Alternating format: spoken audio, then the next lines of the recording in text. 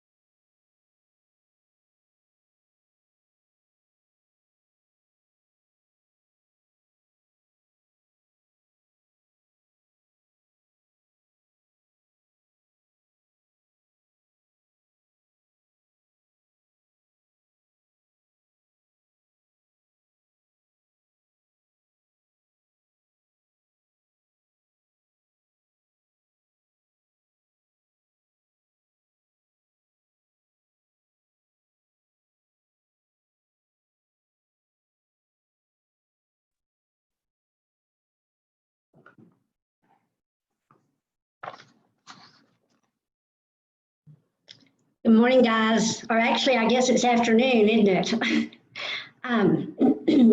It's 1 o'clock. I don't know if we should go ahead and start or give everybody just a couple of minutes. I'm not sure how many are on.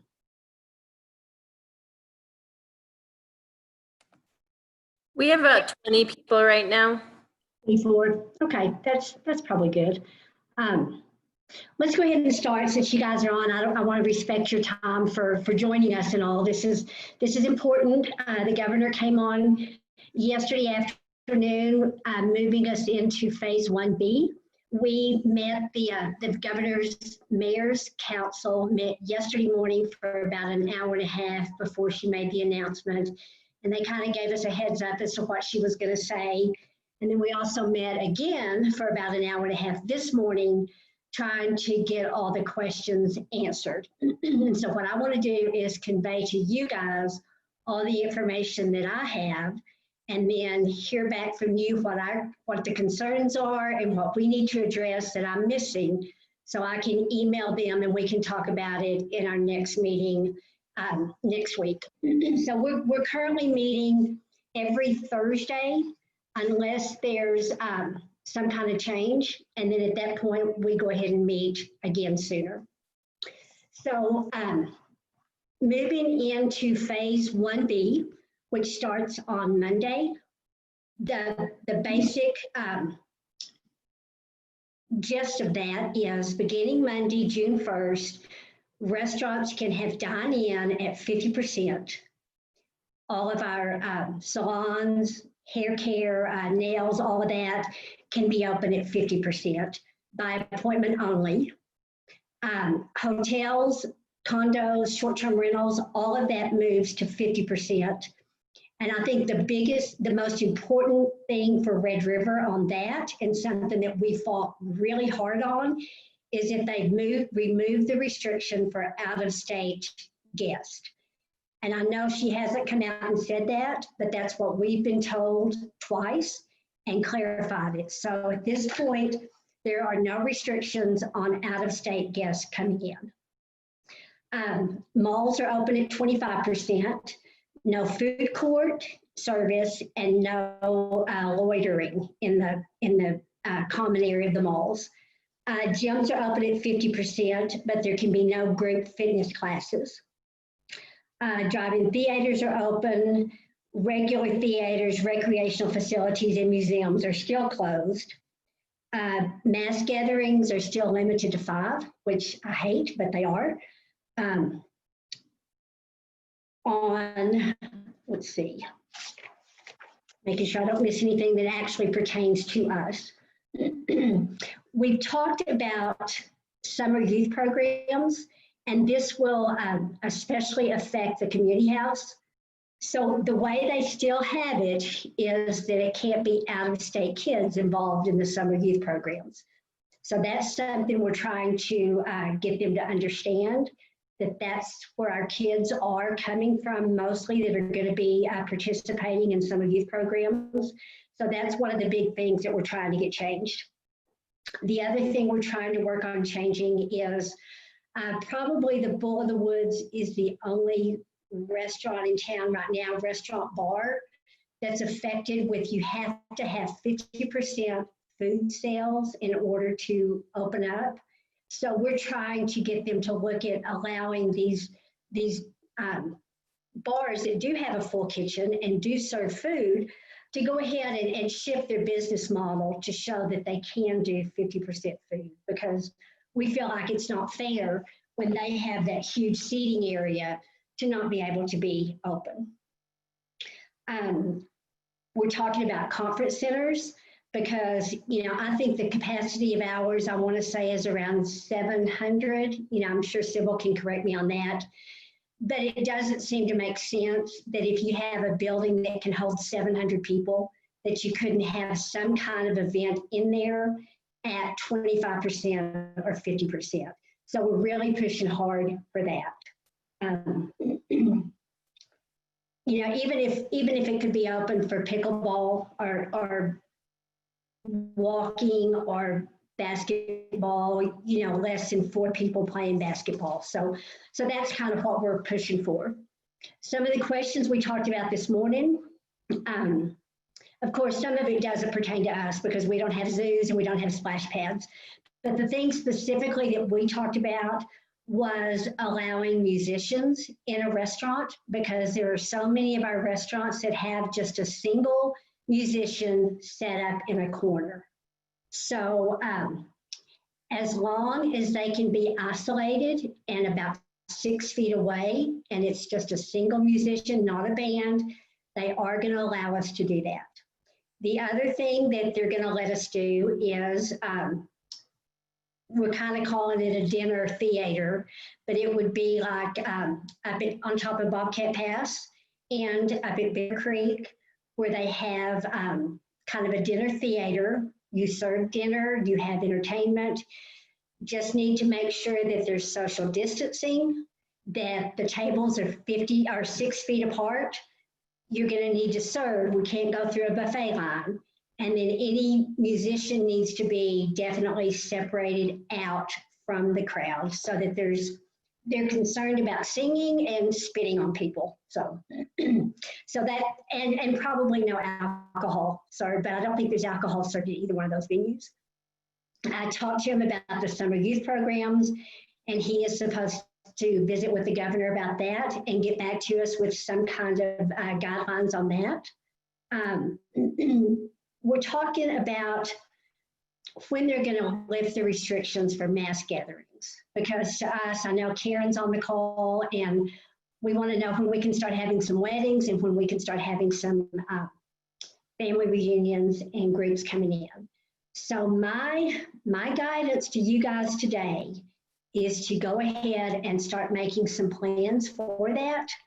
We're kind of hearing that July 1, we might go to 25 to 50 mass gatherings, and by August 1st to go to 100.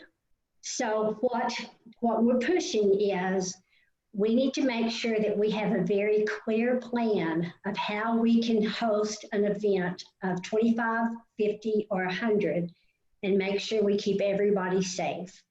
So what I'm thinking, because these brides and these families have got to know what's going on. So, we keep saying we're an outdoor venue. It can't be safer anywhere in the state than it is here in Red River. And the one good thing we have going for us is that the governor brought her entire cabinet with her in January. So they have seen our conference center, or that was a year ago, but they've seen our conference center. They're familiar with Red River. They kind of know how we do things, and they kind of understand what we're faced with up here.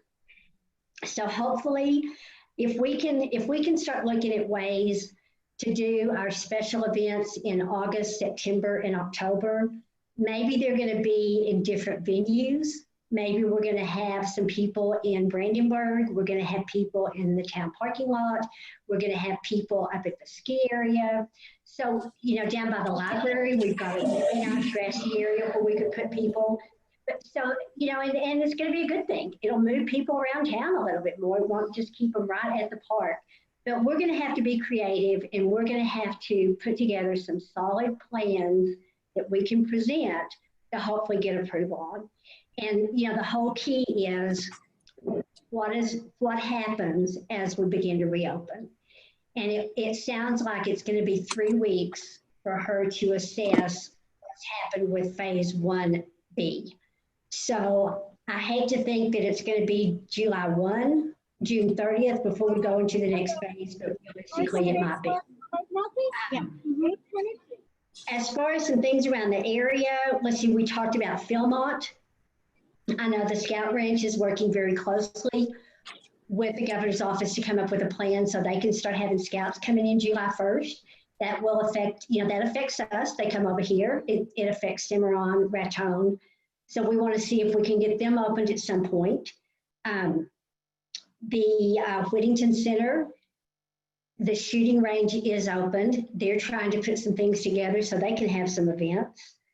The mayor from Ruidoso is on the call with us, so he's very much chimes in when I start talking about we're a tourism economy, and some of our businesses many of our businesses have to make it this summer. And if they don't have these 3 or 4 months, then we won't have them going forward.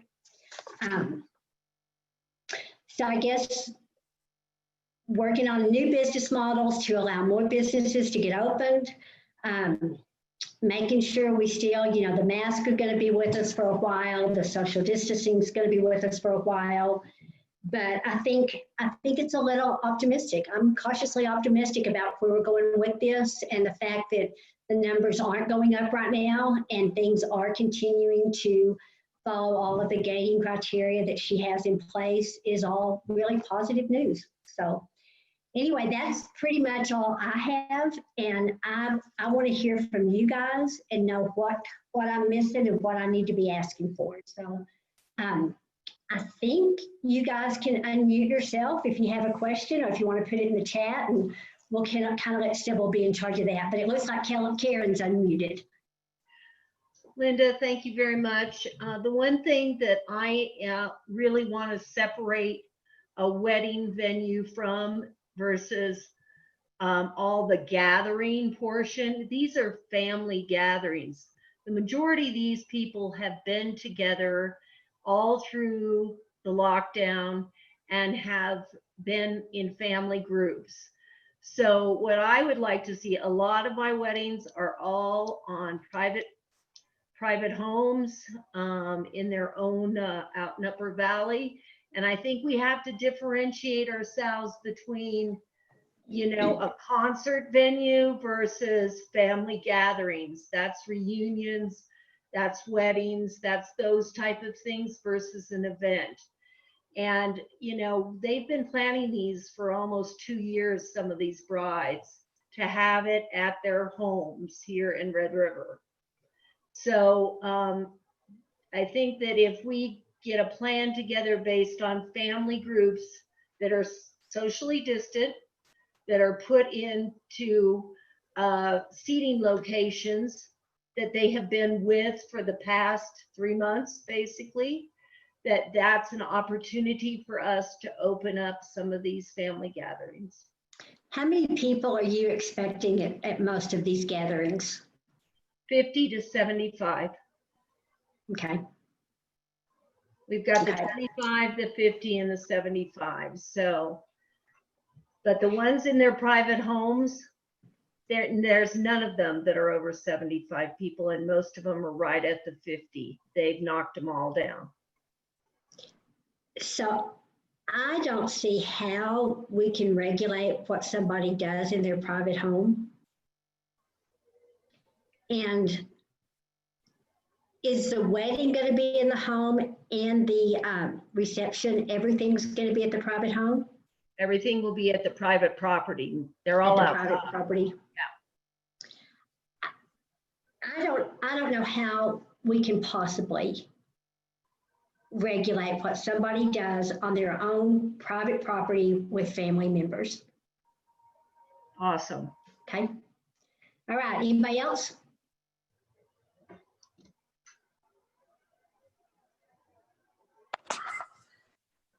Matt, you want to? Yeah. So again, I guess part of my issue with all of this is the fact that, we've got major corporations all over the country. The NFL is getting ready to prepare to fill their stadiums, and we're worried about 50 to 75 people. I think it's a little ignorant. I think the way that we're handling our reaction to the governor is very soft, and I feel like at some point we just need to start pushing back. That's my feeling about it. Second of all, Wednesday night we had a city council meeting, and I spoke, and you made a promise, Mayor Calhoun, that you would post something in regard to an invitation to people coming without any sort of caveat. I haven't seen that yet, and I'm still hoping that you'll follow through on that as well. I did see something about the run for state senate, but I haven't seen anything on the promise to invite people to come stay in our hotels, motels, and lodges without any caveat. And I feel like we're in a position right now where it looks like, and it feels like we're leaning towards the end of August, September, October, opening to 100% capacity.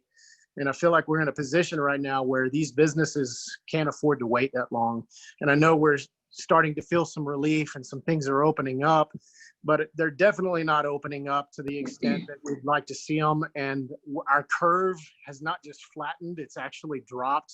We're seeing the numbers fall off at a very drastic rate across the country, notwithstanding the results that we've had in this part of the country to this point where we've seen 0 cases in Red River. And I feel like at some point it's time for us to push back and not just be soft with this governor. And I know that people appreciate her, like her, whatever, but the response that she's had has been detrimental to businesses in this area. Some of the responses and some of the things that I've seen, the reports coming out where she opened up a jewelry store in April after she told everybody else to close down, are not only hypocritical, but it's just a slap in the face to businesses across the state of New Mexico, and especially in Red River, where we've got, most of the restaurants in this town, as you well know, do about 70% of their revenue during the summer months. And that requires that we actually have people in this town. And so I'm still, once again, I'm just pushing. I want to see us put out an invitation and quit being so scared of this virus that has had very little impact and no impact in Red River, but even nationwide, the impact that it's had has been so insignificant compared to what we were preparing for. And I feel like we've been preparing for the worst, and now it's time to start preparing for the betterment of Red River. We need to have a good summer. We need to not just make it through this, but we actually need to have a great summer. And so I'm asking you, I'm pleading with you, I'm begging you to put a statement out that says tourists, out-of-state guests are welcome to come to Red River and stay in our hotels, motels, and lodges. Okay, thanks, Matt. And I had an appointment set up with Todd for 11 o'clock this morning to do that. And I had been on phone calls from 9:30 until 12:15, and I grabbed a bite to eat, and now I'm on this meeting. So I texted him right before this and said, as soon as this meeting's over, we were going to get together. So that's going to happen. It's just that I want to make sure we're giving as much positive info as we can. We also have to make sure that we're giving accurate information. The last thing I want to do is see us on the news looking like Grants, New Mexico, and looking like a bunch of idiots that we're going to do everything we can to go against what the governor says. We are kind of isolated up here, and I think we're doing okay. And if we can stay off of Facebook and not look like idiots, I think we'll be just fine. So I'm trying to encourage our businesses as best I can. I think the governor did a decent job to begin with. I think she's a little heavy-handed right now, and she's being told that repeatedly. Now, if you want to file a lawsuit, that's your own business, but as a town, we still fall under the regulations of the state of New Mexico, and we have to recommend that people follow those. We have told everybody that it's not our job to enforce COVID violations. And I really don't like to see individual people in town tattling on other businesses. It's your job to wear a mask if you feel comfortable with it. It's your job to keep everybody that comes into your business safe, and it's your job to keep you safe. And it's my job to do what I can to keep this town moving forward. Hopefully that answered your question. I would not expect everybody on this call to agree with what's going on. I know that is impossible to happen, but we can only do what we think is best for the town and for our businesses.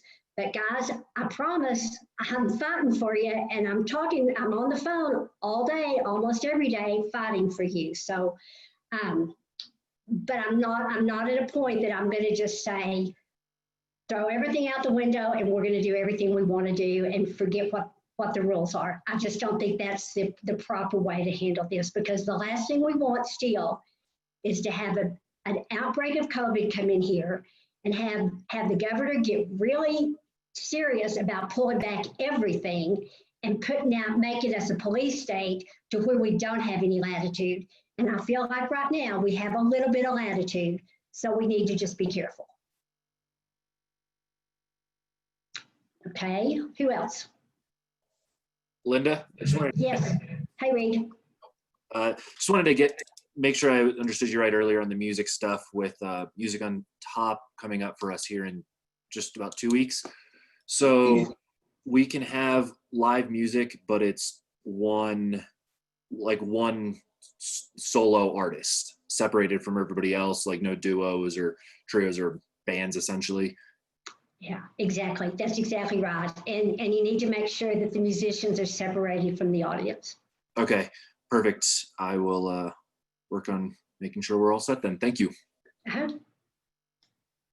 Hey, Linda, it's Ed Hampton. Hey, Ed. So what's your take as far as houses of worship? I mean, our capacity is big enough. It's not as big a hindrance, but for some of the other churches, this 25% is killing them. What are your thoughts? I mean, has she said anything about that as far as moving forward?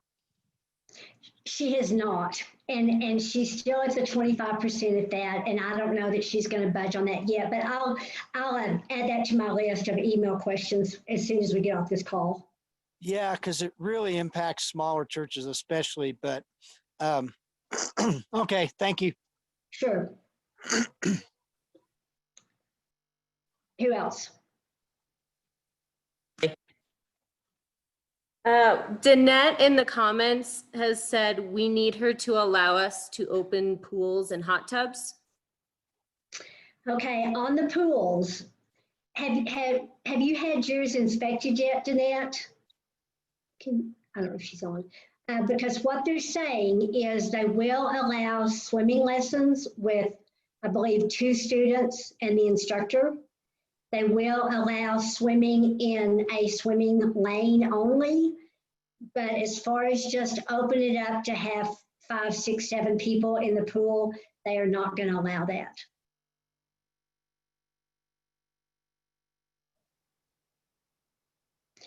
And that has actually always been the guidance. They're talking about city pools or municipal pools.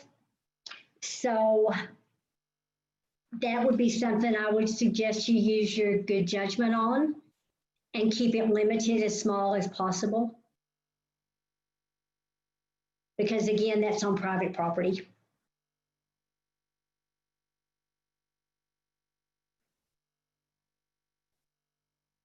Sybil, do we have any other comments?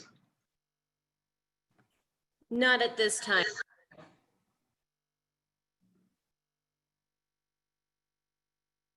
Okay. Anybody else? If not, we can talk a little bit about the project that's going to start on June 1st, the water project. I know there's some concerns about that. We're going to be adding new distribution lines. So we'll start at the east end of town, and there will be some cuts across the pavement. There will be some inconveniences. We're adding new water lines all the way up to Gold Nugget condos. They don't have any fire hydrants up there, so we'll be installing fire hydrants and providing a loop back into the system so that if we do have any kind of leaks, we'll be able to isolate that and shut off that portion without having to shut off a huge section of town. We're also going to be running new water lines up Bitter Creek to the Forest Service cabins that are up there. And then we'll be running water lines down to the fire training grounds down by the treatment plant. So this is going to be upgrading the system, allowing us to better regulate when we do have water outages. There's another part of the upgrades we're going to be doing is rehabbing the tank up at Pioneer Tank. For, I guess, until last year, that's the only water tank that we had. So that we have to do it during the summer because the coating that they use on the tank has to cure at a certain temperature for a certain amount of time. And we all know how short our construction period is in Red River because of the temperatures. So if we don't do it now, we're faced with, when they put the coating on, it could be months for it to actually cure. And we can't afford to have that water take out for that long. So DEEC is aware of the 250,000 gallon tank that we have up on Prospector is capable of providing water for the entire town. The fire department is taking all precautions. They're preparing for, they're doing training for what would happen if we had a fire with that smaller tank in place. We have really, really good mutual aid with our surrounding communities. We have the water tenders from the Upper Valley. So they're not anticipating anything bad happening, but they wouldn't be doing their job if they weren't prepared for the worst. So that's what's going on with that. So it will be disruptive. There'll be times going up to the Upper Valley when it'll be a single lane of traffic, but hopefully it'll go smoothly and get done as quickly as possible. And that's what's happening down at Moots's Meadow, where you see the fence. They're staging to put all the heavy equipment. So that's where they'll be working out of. Okay, anything else? Linda, is there any way that we could get some sort of a timeline on that project so we know, instead of hearing first thing that morning that, the water's going to be shut off at this location for this amount of time? Is there any way that we can get some sort of a timeline for our businesses to be able to know when they're expected to be on, shut off, put on, that kind of thing? Certainly, we will work towards that. And, guys, we have our Public Works meets the second Tuesday of every month, and you are more than welcome to attend those meetings. You can always talk to Russell, call me, find out what's going on. I mean, we want you involved, but we don't know you want to be involved unless you tell us. And so Sybil will work with Russell to make sure that we get out the information to the listserv. And so I know we've had some water outages the last few weeks, and I don't know if those were emergency outages, and so we couldn't give advance notice, but on this project, we should be able to. Okay, a lot of you guys on here, surely y'all have something to say. Nope. Okay, everybody pretty clear on the new regulations, and things are going to be eased up. We're going to start seeing a lot more people in town. We're going to see people coming in that are going to be really upset when they see people without masks on. We're going to see people in town that are really upset when they see people with masks on. So, I mean, there are people on every end of the spectrum on this, and all we can do is best we can do. We can, we're trying to do what we think is best for the community, and believe me, I don't expect everybody to agree with me, and I expect to hear from you guys when you don't agree with me, and let's see how we can work this out and move forward.